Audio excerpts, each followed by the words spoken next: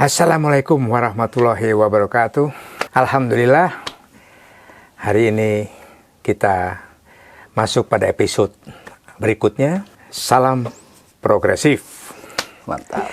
Kali ini kedatangan seorang yang bisa dikategorikan profesor di dalam masalah teknik-teknik engineering, sound, dan seterusnya.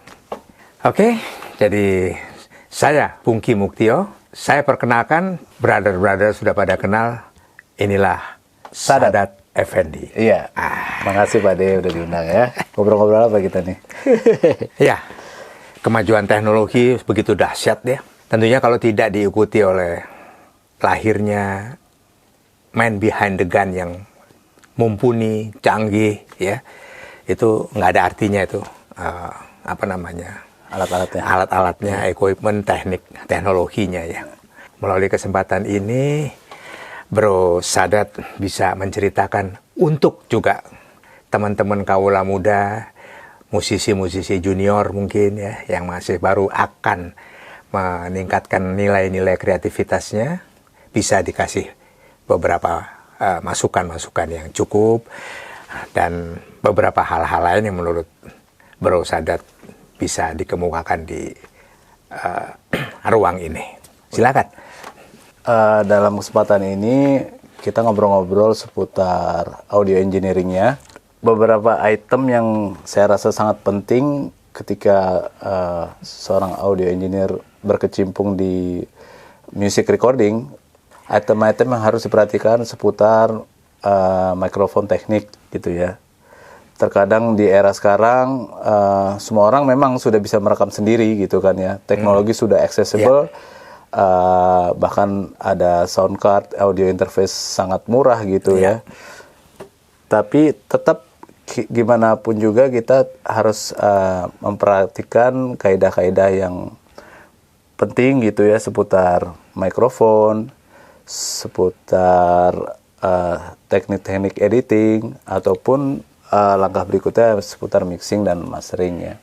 Di sini ya tanda kutip kita orang bilang home recording, cuman alatnya udah bukan home lagi nih, udah sangat high end gitu ya. Elemen pertama yang saya rasa sangat penting adalah audio interface tadi. Semua orang bisa beli. Si audio interface ini kan berfungsi mengkonvert dari signal yang masuk berupa audio signal menjadi digital data gitu ya, direkam, disimpan di dalam komputer gitu. Ada harga, ada barang ya, nggak main-main gitu ya. Jadi artinya banyak brand berlomba-lomba bikin item-item ini, audio interface ini, dari yang kelas yang tadi saya bilang semua orang bisa beli sampai dengan yang high-end gear. Di sini kita ada Prism Sound gitu ya, top of the line lah ya. Udah ini Prism Sound ini zaman dulu yang make ya sekelas-kelas Sting doang gitu. Sting? Iya. Oh. Nah, dia punya interface dulu yang 2U, kalau ini kan sekarang ada yang 1U ya. Ya. Tipis yang dulu 2U, ada 8XR nama ADA 8XR itu ya hanya artis top doang yang pakai barang itu gitu kan. Ya itu apa sih kenapa membedakan audio interface yang premium kita katakan lah, ya itu karena ketika audio sudah di capture itu yang menentukan gitu. Bagaimana resolusinya lah, seperti halnya dengan sebenarnya topologi mindset filosofi audio ini sinergi juga dengan kamera, lensa segala macam. Jadi memang ketika suatu audio ya musik itu di capture dengan resolusi yang sangat tinggi, ya itu yang tentunya yang akan kita simpan gitu ya. Memang ada teknologi seputar plugin, processing digital. Cuman bagi saya, bagi orang-orang yang mengerti tentunya itu memang starting point ini sangat penting gitu, Pak De. Jadi mindsetnya bukan, ayo kita segera masuk rekam, habis itu semua serahkan ke mixing engineer. Ya. Sementara si mixing engineer ketika nerima data, kok resolusinya seperti ini gitu kan. Ya kalau umpamanya gambarnya udah ada titik-titiknya, udah nggak jernih lagi, nah kan itu kan nggak bisa maksimal tentunya ya. Jadi kalau dianalogikan ke makanan tuh, udah jadi keburu oncom suruh jadiin tempe ya. Agak berat ya. Agak berat tuh oncom ya. Padahal bahannya sama. Iya, udah busuk. Jadi ya itu satu elemen penting ya. Karena ya recording itu nggak terlepas dari audio interface itu. Itu kayak ya nyawanya rekaman ya gitu kan. Walaupun si studio ini tidak merekam instrumen organik seperti akustik drum, hanya kadang-kadang vokal doang gitu. Tapi tetap vokal itu main elemennya gitu kan. Jadi ketika semua musiknya katakanlah dia cuma main MIDI doang, sound gue udah bagus main MIDI, tapi vokal recordingnya nggak outstanding, nggak istimewa, ya hasil mixingan mastering recordsnya nggak bakal bisa outstanding gitu. Jadi gimana pun juga walaupun hanya kita ngerekam satu channel doang, tetap harus sepremium mungkin gitu kan, itu idealnya seperti itu. Iya. Dan saya pernah dengar, khususnya vokal ya, vokal itu ada operator atau engineering di studio itu membiarkan vokal ini jalan, ya, tanpa harus mengkoreksi bahwa dia pitch-nya atau tidak tepat ya, notasinya, nggak apa-apa, karena justru dicari rohnya di situ, rohnya lagu baru ya. Ini lagu baru ya, bukan covering ya. Itu didiamkan nanti digambar ya katanya. Gimana tuh? Jadi kita bicara vocal recording ya, kita masuk ke vocal recording. Ada beberapa cara ketika merekam nih. Saya kebetulan punya pengalaman zaman dulu ya bersama Irfan Nats, vocal director gitu. Jadi tentunya ini kembali ke penyanyinya gitu Pak De. Jadi karena ketika kita terlalu fokus, per kata, akhirnya tadi hilang rohnya kan. Ya, hilang rohnya. Jadi baru nyanyi sekata berhenti. Baru nyanyi sekata berhenti. Nah, jadi declining dia ya. Iya, jadi dilemanya selain moodnya nggak matching, kadang-kadang tone-nya bisa nggak matching tuh.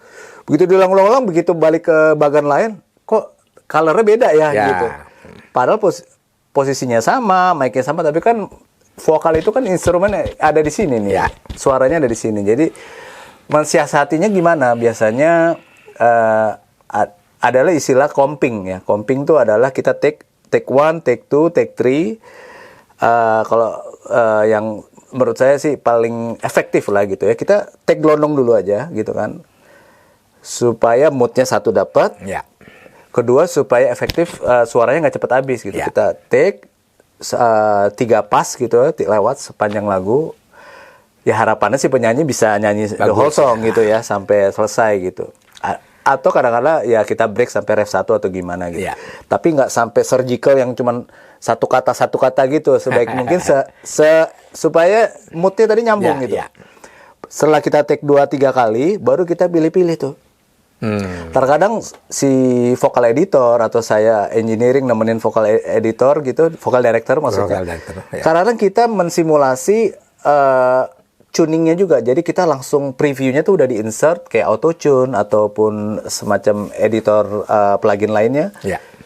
Karena ketika mungkin ada vibrato yang nggak enak atau langsung note yang jumping, nah itu kan berasa tuh. Oh, jadi ada item ini yang kata ini yang diulang. Nah itu baru biasanya setelah kita comping nyari yang terbaik, baru kita dengerin lagi ada yang nggak enak kan.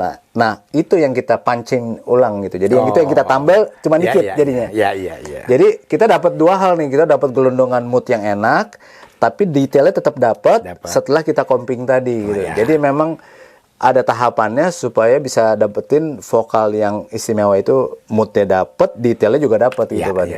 Oke. Jadi memang pada akhirnya apapun baik aspek dari instrumen sampai kepada vokal, hasil akhirnya adalah kita mendapatkan sesuatu yang perfectible ya. Jadi yang betul-betul standar, yang mungkin nanti jangan sampai didengar kucing bisa ketawa gitu ya, kan gitu kira-kira ya. Ya, masih seputar vokal tentunya, karena itu adalah elemen yang terpenting ya. Yang kita bicarakan tadi, audio interface itu, apalagi yang udah premium gitu, tentunya si device ini juga sebenarnya udah ada built-in preamp ya. Preamp itu apa sih? Preamp adalah dia yang bisa mengconvert amplifier dari low voltage signal dari yang ditangkap mikrofon menjadi line level gitu kan. Nah, si Iya. preamp ini kalau bagi saya ada dua karakter lah ya. Maksudnya ada dua tipe gitu. Tipe yang pertama yang biasanya ada di dalam preampnya, di dalam interface-nya adalah yang modelnya clean, bersih gitu. Dia seibaratnya kanvas tuh ya polos aja gitu. Nah, terkadang kita perlu yang seperti itu gitu. Tapi terkadang juga kita perlu warna gitu kan, kayak seperti halnya apa ya? Lagi-lagi saya ibaratkan dengan topologi fotografi barangkali. Misalnya mau teksturnya sepia atau apa kan ada karena itu ngaruh ke emosi kan tentunya kan, ada kasar-kasarnya gitu, tekstur lah ya istilahnya. Kalau bicara kain juga bahan kan kita walaupun sama-sama merah gitu kan, beda. tapi kalau bahannya halus sama geret-geret, nah feel-nya kan lain. Benar-benar. Nah ibarat itu lahirlah ini si preamp ini. Sebenarnya preamp eksternal ini, jadi kita udah nggak ngemakai preamp yang ada di dalam interface-nya. Jadi kita pakai external preamp. Ini sebenarnya lahir dari zaman dulu recording itu dari mixer-mixer besar gitu. Jadi di zaman analog ya. Analog itu kan istilahnya nih jagoan-jagoannya kan seputar kalau nggak NIF, API, SSL gitu. Tapi secara coloring itu yang saya bilang tekstur tadi, yang holy grail-nya adalah NIF dan API. Bahkan orang berat condongnya ke NIF. Apa itu si NIF itu? NIF ini sebenarnya nama orang, Rupert Neve. Dulunya dia develop zaman habis Perang Dunia Kedua gitu kan, dia kunciannya adalah di trafonya sih. Dulu ini di balik preamp ini ada trafo-trafo, bahkan mungkin dari teknologi military grade zaman dulunya. Setelah post war gitu, Perang Dunia Kedua selesai, akhirnya dia ngulik bikin preamp, akhirnya sampai ada company-nya Neve gitu kan. Sampai hari ini Neve juga ada company-nya, tapi udah bukan milik Rupert Neve. Rupert Neve-nya udah meninggal. Sebelum dia meninggal, dia bikin Rupert Neve Design gitu. Mindset-nya udah berbeda. Bahkan Neve yang dia bikin tahun 70-80 itu di recreate lagi sama Neve-nya itu sendiri, bahkan sama perusahaan-perusahaan lain gitu kan ya. Jadi bahkan ada yang custom made juga ada gitu. Yeah. Kenapa orang berbondong-bondong bikin preamp Neve itu? Ya tadi kita kembali kalau udah bicara musik, yang kita bicara ini bukan cuman 1 + 1 jadi 2 gitu. Yeah. Karena yang kalau udah bicara audio, musik, feeling itu udah kaitannya dengan harmonik, tekstur. Nah, itu kerat, ya rasa. Nah, jadi si saturasi ini kalau gambar kan ada saturasinya tuh. Jadi kayak ada bayangannya atau bahkan kayak pixel-pixel yang grading gimana gitu. Nah di external built-in preamp itu tidak ada. Di Prism secanggih-canggihnya preamp, mindsetnya berbeda. Dia benar-benar canvas blank, white paper gitu istilahnya. Nah, tapi yang kita cari ini kadang-kadang nggak kanvas putih, kita pengen emosi gitu. Jadi bukan yang kanvas putih itu jelek, tapi terkadang kita butuh booster emosi itu yang dimana dapat dihasilkan dengan mudah di external preamp ini. Nah, tentunya di studio yang saya berada saat ini ada holy grail-nya recording gitu ya. Preamp Neve itu sangat jadi standar dunia ya. Betul. Buat take vokal itu dengan preamp Neve dengan condenser microphone langsung masuk ke rekaman gitu kan, cukup gitu. Jadi kalau lihat di situ nanti kita bisa zoom in lebih detail lagi bahwa ada preamp gain, jadi gainnya knob yang kita push si trafonya itu, dan ada leveling outputnya. Nah, jadi si preamp gain yang merah itu tombolnya fungsinya untuk nyari tekstur tadi gitu. Balik ke feel music gitu, bisa buat vokal, bisa buat bass, buat anything lah, buat kick, snare, buat drum, keyboard, apapun. Udah judulnya musik, tekstur pasti enak gitu ya. Ya. Jadi kalau bicara tekstur tadi yang dengan dibanding dengan yang polos, itu kita analogikan ke ini tempat tidur ya.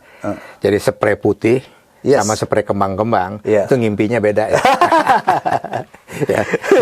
Ya kan gitu. Ya itu jadi itu benar banget. Ya. Jadi ketika masuk aja feel-nya langsung lain. Itu lain kan. Ini belum ada isinya nih. Iya. Ya ngerti-ngerti aja ya. Gitu ya. Jadi itu selebihnya dari itu sebenarnya kaitannya ke masing-masing vokalis gitu ya. Ada kadang-kadang penyanyi dynamic range-nya tinggi gitu kan. Kayak zaman dulu saya ngerekam Krisdayanti, dia dynamic banget, bahkan saya nggak cuma hanya preamp, saya tambahin lagi kompresor gitu supaya signal yang didapat tuh bisa lebih termaintain, padatnya dapat, untuk masuk ke digital juga levelnya sehat lah gitu kadang-kadang. Semacam limiter gitu ya. Iya, limiter, kompresor ya. Ya untuk itu hanya untuk membantu. Cuman kadang-kadang dengan tadi yang saya bilang kita tekan trafonya itu sebenarnya dynamic range-nya juga udah ketekan dia sebenarnya. Secara natural ya, karena lewat komponen-komponen analog tadi itu gitu. Iya.